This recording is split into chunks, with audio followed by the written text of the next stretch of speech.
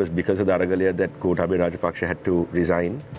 And it's because of his resignation that the SLPP then appointed the president, the current president. You know, make no mistake, he was appointed by the SLPP. And what they could have done right now was something that the youth wanted, was system change. It was, the entire Aragalaya was based on system change. They wanted a different kind of politician, they wanted a different style of governance, they wanted the Rajapakshas out, they didn't want them holding any sort of position. And effectively, it was not just an Aragalaya against the president, it was also condemnation. It was a condemnation of their manifesto, the SLP manifesto. So it was just not the president. It was also they also denounced the SLPP and said that they are not with the SLPP's policies anymore. So what they could have done, what the government could have done, was that if they, now this famous phrase that you hear now is that they did it for the sake of the people, right?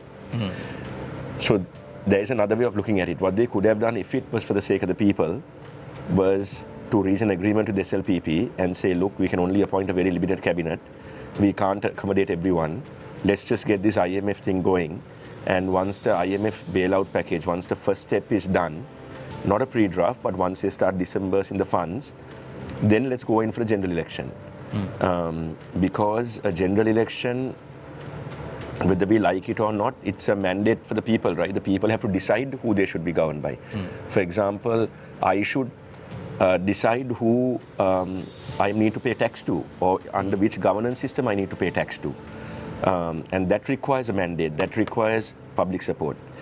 And sadly, when you see the cabinet that's been appointed, when you see that the only real change in this government is that of the president, and that there has been no meaningful things that have been done, when half the cabinet or more, the most amount of members in the cabinet are people in the SLPP.